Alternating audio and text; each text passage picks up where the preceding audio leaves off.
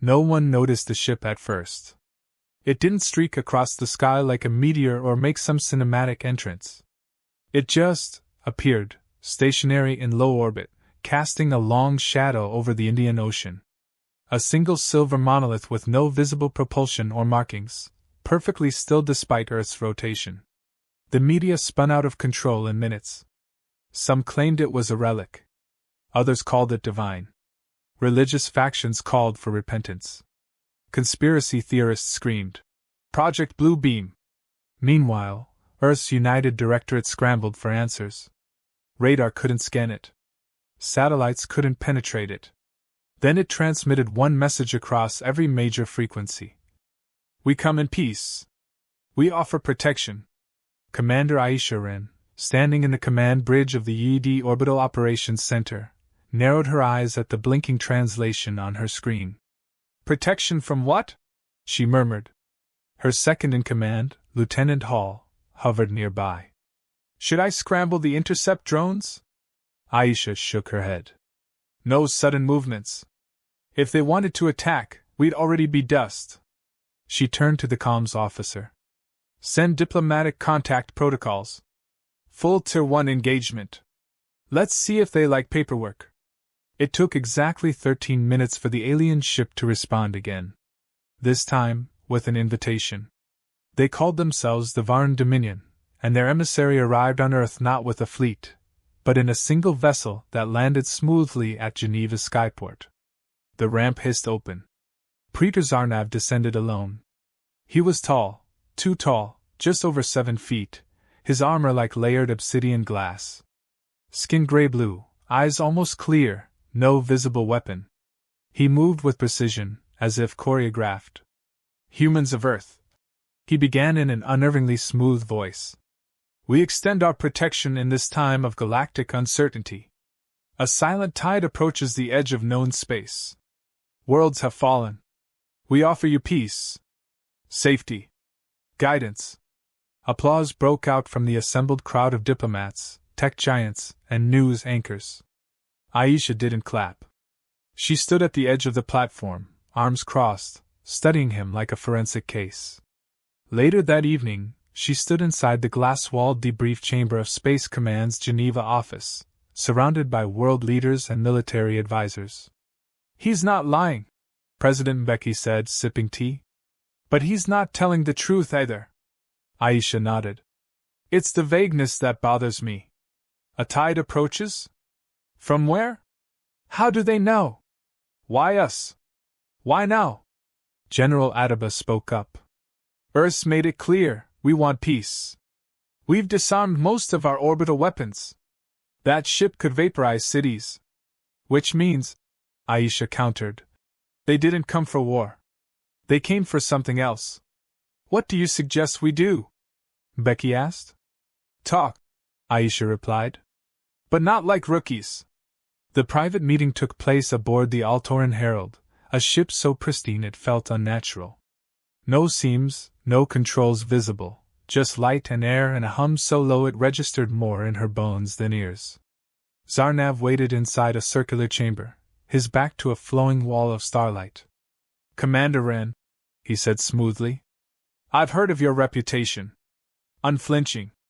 Tactical. Dangerous.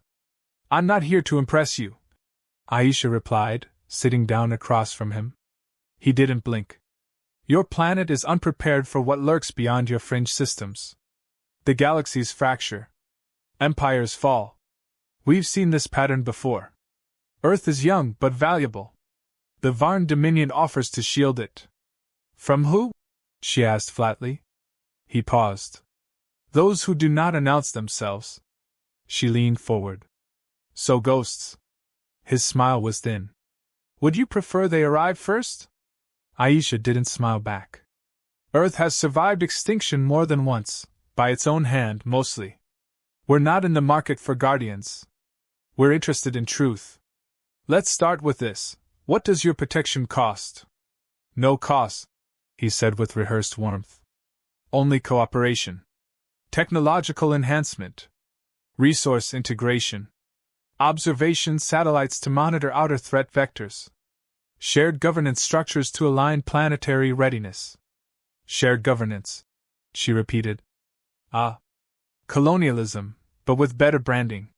He tilted his head. You misunderstand. No, Aisha said. I don't think I do. That night, she stood on her balcony at Space Command's Geneva base, overlooking the quiet lake beyond the skyline. The stars above shimmered unnaturally bright, as if the herald distorted more than just gravity. Hall stepped outside, joining her silently. You think it's a setup? He asked. She exhaled through her nose. He's not wrong. Space is dangerous. Maybe something is coming. But they didn't show up to help. They showed up to own. The best way to conquer a species now isn't invasion. It's integration. Get them to invite you in. Smart. She nodded. Worse. It works. They stood in silence for a moment. So what do we do? Hall finally asked. We keep smiling. We keep shaking hands. But we prepare. Quietly. Because if he thinks Earth's going to kneel, he's got the wrong species. She turned to go back inside. But Commander, Hall asked, what if he's telling the truth about the danger? Aisha paused at the threshold. Then we'll deal with that too, she said. But on our terms. Far above, in the Altoran Herald's command sanctum, Praetor Zarnav watched the surveillance stream of their conversation. His expression didn't change, but a subharmonic pulse flickered through the walls. She suspects, a voice said behind him. She's correct, Zarnav replied. And the humans? They'll resist. Which makes them interesting. He touched a control pad embedded in the air itself, and a new directive pulsed into orbit. Begin Phase 1, Integration Protocol. Aisha woke the next morning to a report on her tablet. The Varn had begun installing atmospheric security nodes over New York, Shanghai, and Lagos. Without asking. No warning. No consent. She stared at the screen for a long second before muttering. They didn't come to protect us. They came to claim us. Then she stood. It was time to fight back, quietly, carefully, and absolutely. The nodes went up like clockwork, silent, sleek obelisks hovering 5 kilometers above Earth's largest cities. No engines. No explanation.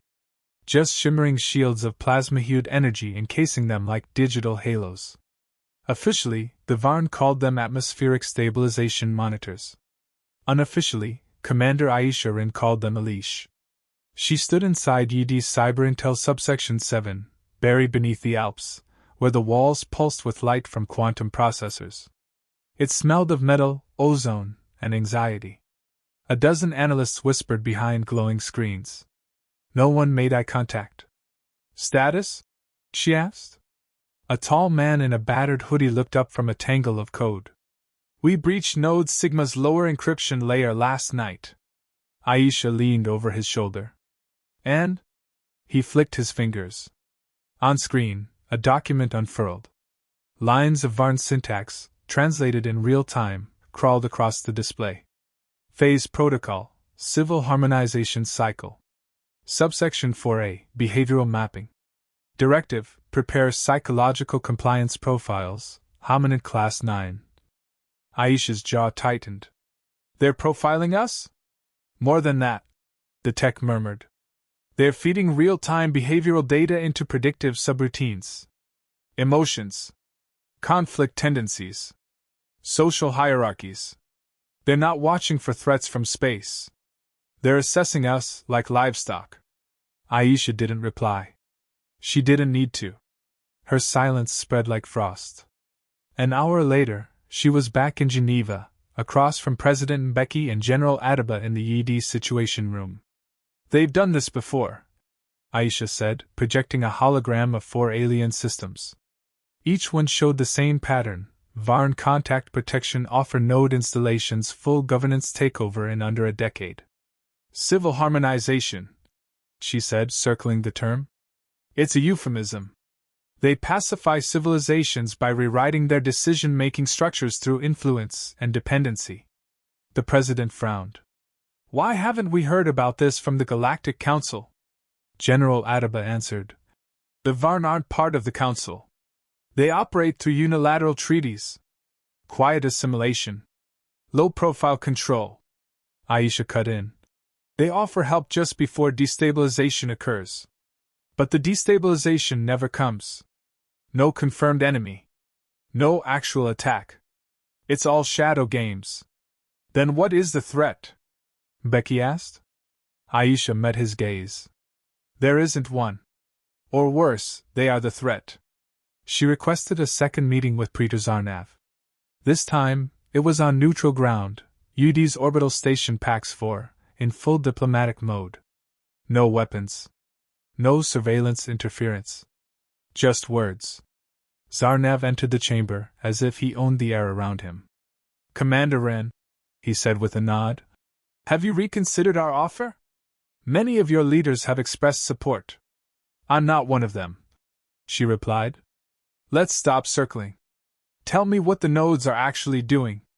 They monitor risk factors, Zarnav said smoothly. Your civilization is volatile. We seek only to help you stabilize. Your tech is scraping behavioral data from our species. You're modeling our psychology. He smiled thinly. Awareness leads to harmony. No, Aisha said, standing. Consent leads to harmony. You didn't ask. You would have declined. Exactly. He paused. You fear control. I fear the loss of autonomy. There's a difference. Humanity is a rare species, Zarnav said, folding his hands. Resilient, erratic, and, to our curiosity, unpredictable. You defy trends. You self-destruct and then rebuild. We've watched. Aisha narrowed her eyes. You've studied us like insects. Like an anomaly, he corrected. She stepped closer. Then let me be clear, Pretor. Earth does not bow. If a threat comes, we'll face it without puppeteers. There was a silence between them, cold and absolute.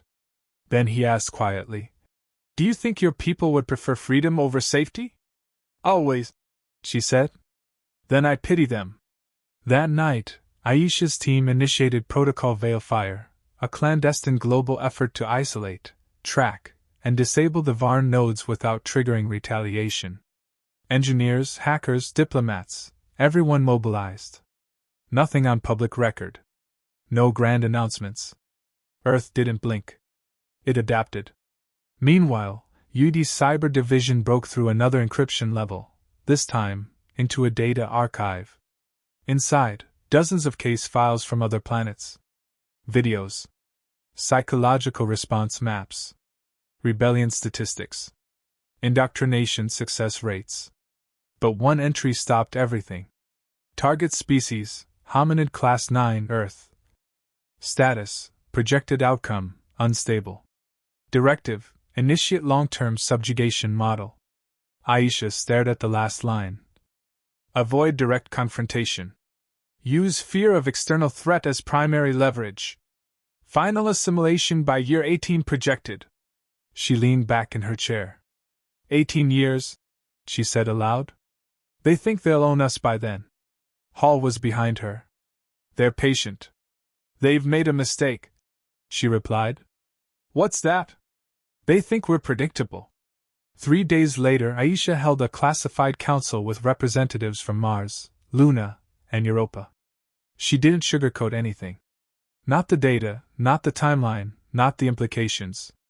They offered to protect us, she said. But we never asked from who? Because the real enemy didn't come from space. It arrived offering peace. The room fell silent. Then Dr. Valencia, Martian delegate, asked, Do we have a response plan? Aisha smiled. We don't need weapons. We have something better, a planet full of unpredictable, irrational, creative, angry humans. And now, they know the truth. That evening, Zarnav appeared on Earth's unified broadcast network. His speech was flawless, measured, reassuring, filled with promises of galactic cooperation. But his timing was off. Seconds after he finished, a counter-broadcast hijacked the feed. Aisha's face appeared. Behind her, the flag of the ED shimmered blue and silver. "People of Earth," she began. "You've heard words of protection. Words of safety. But behind them are eyes watching you. Not to help, but to control. The Varn have come not to save us, but to predict and rewrite us." Footage played of the decrypted documents. Assimilation models. Hidden surveillance logs. Charts mapping fear cycles and obedience thresholds. Aisha continued. "We asked from who? And now we have the answer. Not aliens. Not some cosmic threat. But those offering a gift with one hand while holding a leash in the other." She paused. "I say no. We say no. Earth will not be harmonized." Pretor Zarnav stood in his command sanctum, watching her broadcast ripple across not just Earth, but alien colonies, interstellar relay hubs, even council channels. His adjutant spoke quietly. "Shall we begin retaliation?" Zarnav's gaze was locked on the human woman, her words burning through galactic space. "No," he said at last. "Not yet. They're more volatile than we calculated." He turned slowly. "And now, they've warned others." On Earth, Aisha closed the broadcast channel, her expression unreadable. Outside her office, hundreds gathered, activists, scientists, workers, holding handmade signs. "We protect ourselves. Earth says no. No to invisible chains." She looked down at them, then up at the stars. And whispered, "Now they see us." The game had changed. And Earth wasn't playing defense anymore. The nodes began to flicker. One by one, their radiant halos sputtered in the sky like dying embers. The Varn called it a technical recalibration. Earth knew better. In a sealed underground server complex outside Reykjavik, the UD's Project Blackwire had gone live. A cluster of human-built AIs were reverse engineering Varn's signal logic in real time. They didn't just jam the nodes, they repurposed them. "Node Sigma is broadcasting Varn command chatter," said Lieutenant Hall, eyes locked to the wall of cascading data. "We're inside their network." Commander Aisha Ren stood silent, watching the screen turn from alien glyphs to decoded strategy logs. What the Varn thought was unbreakable had been cracked by coffee-fueled engineers and stubborn Earth-made code. "They underestimated us," she said. Across Earth, the countermeasures launched in coordinated silence. UD satellites, once dormant, fired quantum pulses through Varn energy webs. The pulses mimicked harmless atmospheric drift to avoid suspicion, but behind them were Trojan protocols seeded weeks ago by Earth's best cryptographers. Within hours, 10 major nodes entered diagnostic stasis. The Varn attempted to reassert control. They failed. In Geneva, inside the diplomatic assembly hall, Pretor Zarnav addressed Earth's council under heavy scrutiny. His expression was still too calm. "This breach is a grave mistake," he said. "The Dominion offered protection. Humanity has responded with sabotage. We ask you now, stand down. Or face consequences." President Mbeki stood slowly. "We've read your directives. Subjugation by year 18. You made that mistake." Zarnav didn't flinch. "Information can be misinterpreted." Aisha's voice broke the room. "Not when it's labeled in your own encryption." She stepped forward. No podium. No notes. Just her. "You offered to protect us. We asked from who? And now we know, the threat wasn't something waiting in the stars. It was already shaking our hand." She turned to the room. "We're done shaking." At exactly 21 o'clock GMT, Earth executed Operation Echo Glass. The UD's Deep Space Broadcast Relay, perched beyond Mars, lit up with a message directed not at Earth, but the stars. A universal signal. Public, irreversible.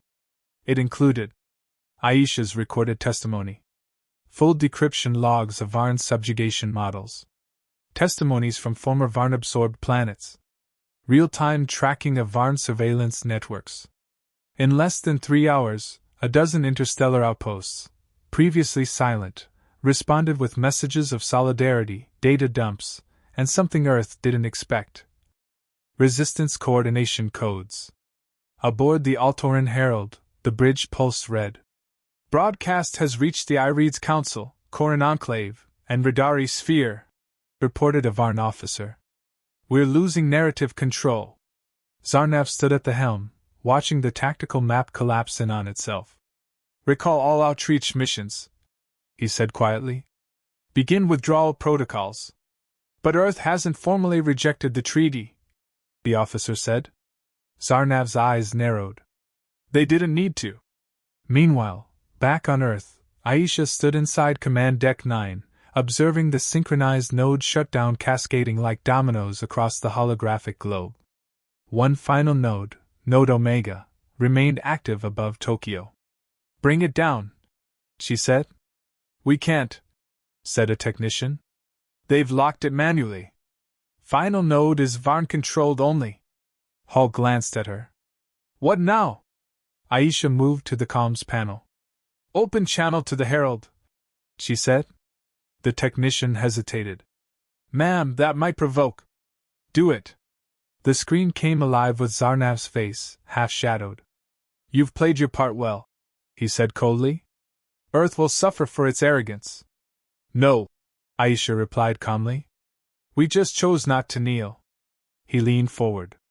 That final node protects 10 million citizens. And you're holding it hostage. You gamble with lives to prove a point.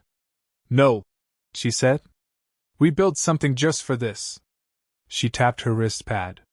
Far above Earth, a dormant UD drone cluster reactivated, revealing a hidden AI platform called Sphinx.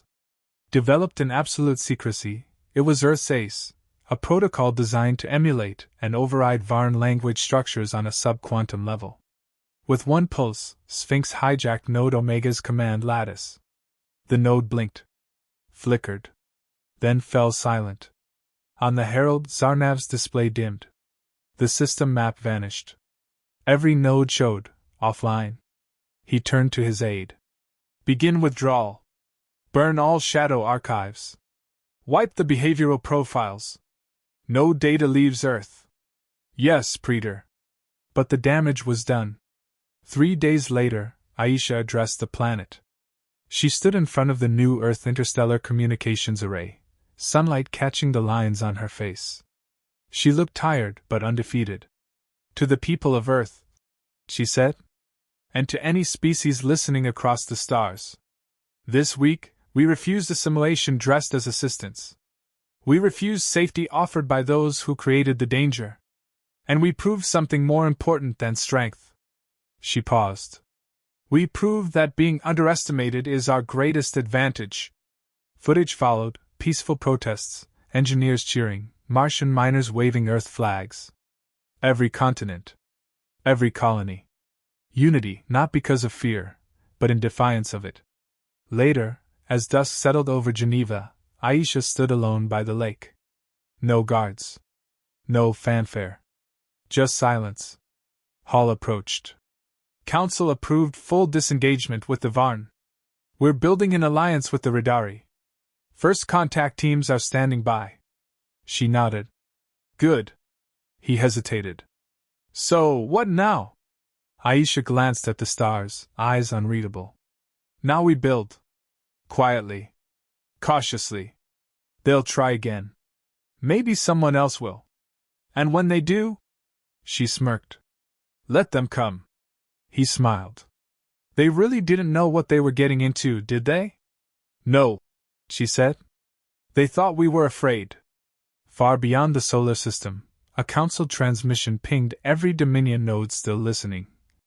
Notice of breach. Varn Dominion's unilateral integration practices have violated ethical protocol. Immediate investigation authorized. Earth has initiated counter-exposure. Trust compromised. Back on Earth, headlines scrolled across every screen. They offered to protect Earth. Until humans asked from who? First contact, first defiance. Dominion fails, Earth declares its own sovereignty. Aisha closed her tablet. Humanity had never started a galactic war. But they'd ended the opening move with one simple answer. No. And now, the galaxy would remember that word, spoken not in fear, but in fireproof resolve.